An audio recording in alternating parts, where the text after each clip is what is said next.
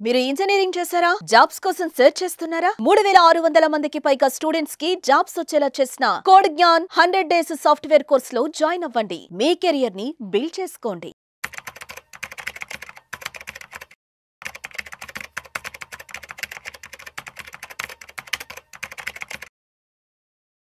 నమస్తే, నేను జీవి సత్యనారాయణ. ఈ వీడియోలో బంగారం ఇప్పుడు 1,00,000 దాటిపోయింది, 1,00,000 దాటిందంటారు. మరి 1,00,000 దాటిన తర్వాత మరి ఇప్పుడు కొనుక్కోవటం శ్రేయస్కరమా, వెయిట్ చేయడం శ్రేయస్కరమా? కొనుక్కుంటారు, తగ్గొచ్చు. ఆగిండ్రు, కొనలేదు, పెరిగే ఉండొచ్చు. కాబట్టి మనం ఏం చూడాలి, ఏం చేయాలి? దీనికి ప్రత్యామ్నాయ మార్గాలు ఏమైనా ఉన్నాయా? లేదు, మనము కొనాలా, వెయిట్ చేయాలా? ఈ కొనాలా, వెయిట్ చేయాలనే దానికి నా సలహా మాత్రము, నా అభిప్రాయం మాత్రమే ఇది. ఎందుకు చెప్తున్నానంటే ఈ బంగారం అనేది మన మార్కెట్లు కాదు, వరల్డ్ మార్కెట్లు బేస్ అయి ఉంటుంది. ఈ వరల్డ్ మార్కెట్లో ఏవైతే బేస్ అయి ఉంటుందో డిమాండ్ సప్లై, ఈ వరల్డ్ మార్కెట్లో అంటే పొలిటికల్ సిచ్యువేషన్ అనుకోండి, కరెంట్ అఫైర్స్ అంటే ఏంది, ఇప్పుడు ఎప్పుడు ఏ న్యూసు ఏ విధంగా వస్తుందో తెలవట్లేదు. అంటే ఆ న్యూస్ తోటే గోల్డ్ కూడా అప్ అండ్ డౌన్ జరుగుతుంది. షేర్ మార్కెట్ పెరుగుతూ వచ్చిందనుకోండి, ఏదైనా గుడ్ న్యూస్ వచ్చి గోల్డ్ పడుతుంది. షేర్ మార్కెట్ పట్టడం మొదలుపెట్టింది అనుకోండి, బ్యాడ్ న్యూస్ వచ్చి గోల్డ్ పెరగటం మొదలు పెడుతుంది. ఇవన్నీ కూడా మీరు డైలీ అబ్జర్వ్ చేసుకోవాల్సిందే. ఈ డైలీ అబ్జర్వ్ చేసుకోవాలంటే పేపర్లు ఉన్నాయి, యాప్లు ఉన్నాయి, వెబ్సైట్లు ఉన్నాయి, ఛానల్స్ ఉన్నాయి.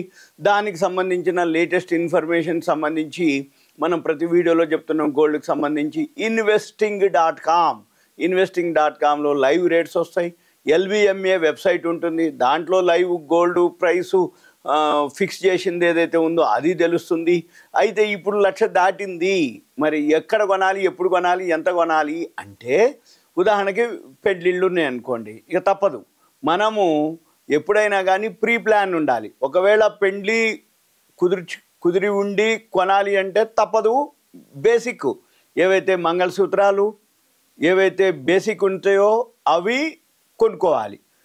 ఇక తర్వాత నెక్స్ట్ నుంచి ప్లాన్ చేసుకొని తగ్గినప్పుడు మళ్ళీ ఏవైతే బ్యాలెన్స్ ఉంటాయో, ఇంకేవైతే కొనదలుచుకున్నామో అవి ప్లాన్ చేసుకొని కొనుక్కోవడం ఒక పద్ధతి.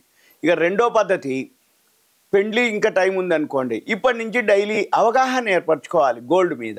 ఈ అవగాహన తెచ్చుకోవడం అంటే ఏంటిది, వరల్డ్ మార్కెట్లో ఏమవుతుంది, డిమాండ్ ఏంది, యూసేజ్ ఏంది, మైన్స్లో ప్రొడక్షన్ ఉందా లేదా, మైన్స్లో ప్రొడక్షన్ పెరిగే అవకాశాలు ఉంటాయి.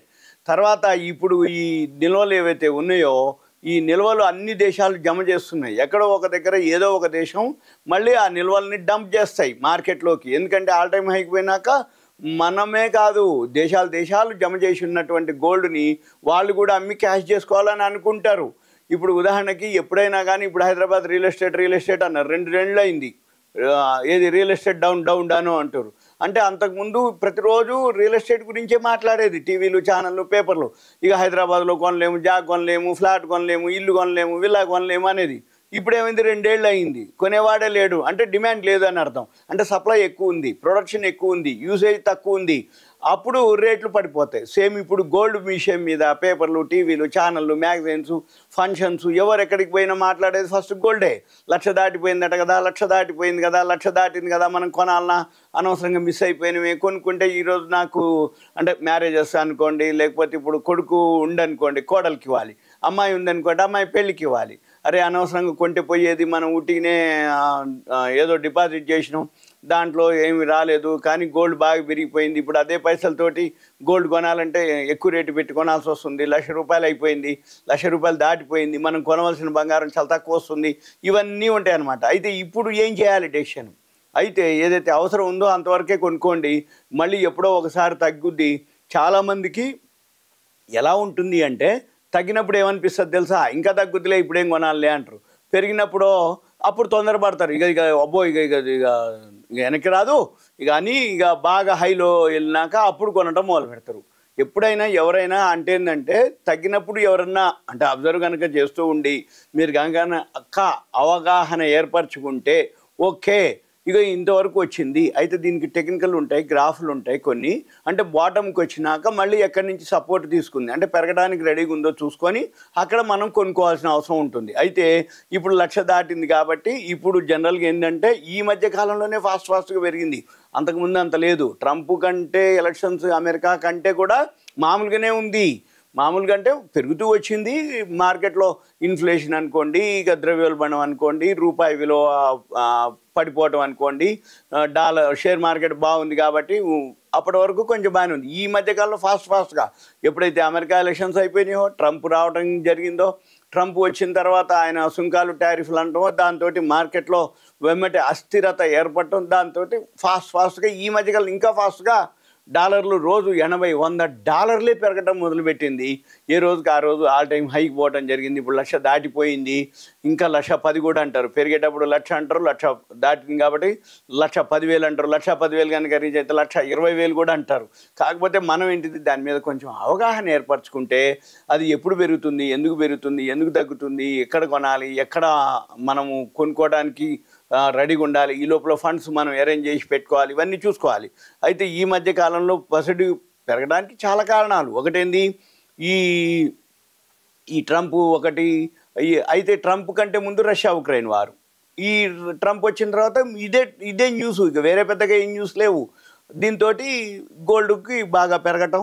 అయితే చాలామంది ఏంటంటే ఎక్కడ పెట్టుబడి పెట్టాలి, ఇప్పుడు కొనుక్కుని అనుకోండి లాభం ఉంటుందా లేదా అనేది. అయితే ఇప్పుడు ఎప్పుడైనా కానీ జనరల్గా ఏం జరుగుద్ది అంటే, ఏ మార్కెట్ కనుక డౌన్లో ఉంది, ఏ మార్కెట్ కనుక బాటంలో ఉంది, ఆ మార్కెట్లో పెట్టుబడి పెట్టాలి. ఇప్పుడు గోల్డ్ ఇప్పుడు కొంటే లాభం వస్తుందా అంటే, 1,00,000 దాటినాక కొనుక్కుంటే అవసరమైంది, కొనుక్కుంటే ఓకే పెళ్లి కాబట్టి.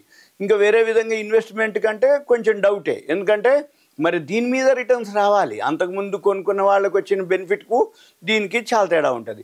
అయితే ఇప్పుడు రియల్ ఎస్టేట్ ఉంది. రియల్ ఎస్టేట్ అనగానే ఎవరైతే రియల్గా ఇంట్రెస్ట్ ఉందో, ఎవరికైతే కొనుక్కుందాం అనుకుంటారో, రియల్ ఎస్టేట్ తక్కువ ఉంది కాబట్టి రియల్ ఎస్టేట్లో కొనుక్కునేవటం అనేది ఉత్తమమైన అంటాం. అయితే చాలామంది ఏమంటారు అంటే, రియల్ ఎస్టేట్ డౌన్ అయింది కాబట్టి, తగ్గింది కదా, ఇప్పుడు ఎందుకు కొనుక్కోవాలి, ఇంకా తగ్గుద్ది కదా, చూద్దాంలే, ఇంకా టైం ఉందిలే అనుకుంటారు. మళ్ళీ ఎప్పుడో బాగా పెరిగినాక అనుకున్న కానీ మిస్ అయిపోయిన భయ అంటారు. ప్రతి విషయంలో చాలామంది 100-90 మందికి ఇదే ఉద్దేశం ఉంటుంది. బాగా పెరిగినప్పుడు అప్పుడు ఇంట్రెస్ట్ చూపిస్తారు, బాగా పడ్డప్పుడు ఇంట్రెస్ట్ చూపించమంటే ఏమలే అబ్బా పెద్దగా ఏముందిలే, ఇప్పుడు ఏమి అంత దాని మీద ఏమి రిటర్న్స్ రావులే అనుకుంటాడు. ఎందుకు, బాటంలో ఉంది మార్కెట్, అంత లేదు కదా. ఇప్పుడు రియల్ ఎస్టేట్ బాగలేదు, కానీ రియల్ ఎస్టేట్లో ఎవరైతే పెట్టుబడి పెడతారో తర్వాత మళ్ళీ రియల్ ఎస్టేట్ పెరిగినప్పుడు వాళ్ళు బెనిఫిట్ పొందుతారు.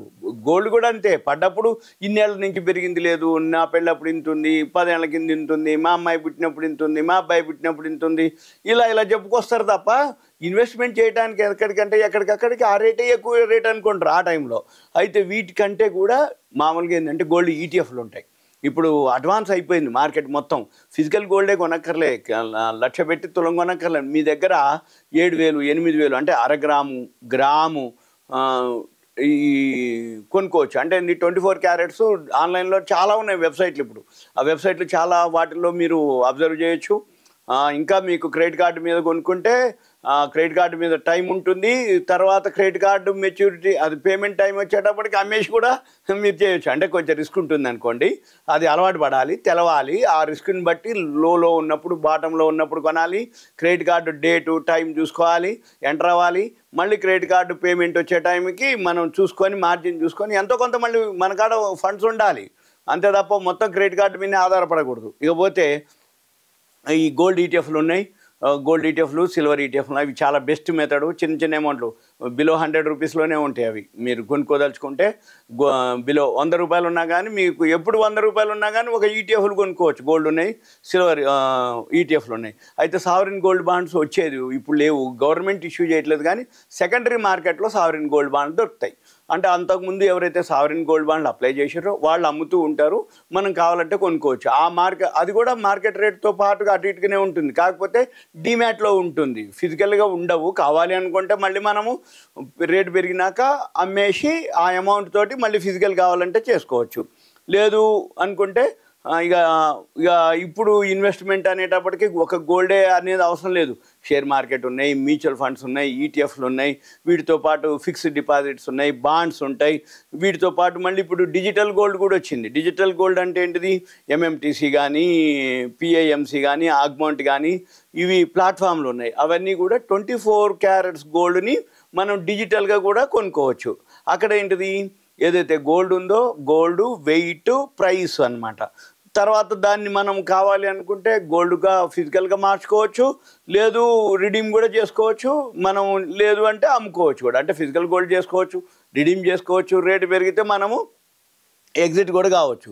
ఇది డిజిటల్ గోల్డ్ అనమాట. అంటే ఏంది, గోల్డ్ మీద ఏదైతే ఉందో మనం ఆ గోల్డ్కి సంబంధించి ఏదైతే ఉందో ముందు గోల్డ్ మీద ఇన్వెస్ట్ చేయాలన్నా అయితే జనరల్గా ఏం జరుగుద్ది అంటే ఈ గోల్డ్ 24 క్యారెట్స్ అయితే ప్రాబ్లం లేదు. ఎందుకోసం అంటున్నంటే ఎక్కువ అవసరం లేదు. అంటే మన దగ్గర చిన్న అమౌంట్ ఉన్నా 1/2 గ్రాము కొనుక్కొని పెట్టుకోవాలి.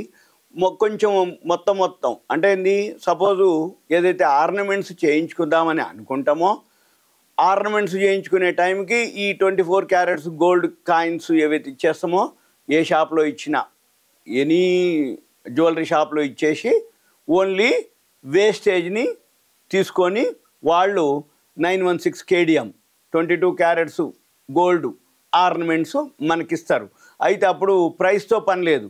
ప్రైస్ ఏంటిది, పెరగొచ్చు తగ్గొచ్చు, మనకు సంబంధం లేదు. మనం ఎంత గోల్డ్ ఇచ్చినాం, ఎంత ఆర్నమెంట్స్ తీసుకున్నాం, దానికి సంబంధించినటువంటి వేస్టేజే మనకు ఇచ్చేది ఉంటుంది. కాబట్టి మనకు అటువంటి ఇబ్బంది ఏం లేదు. ఓకే, ఉంటా. Thank you.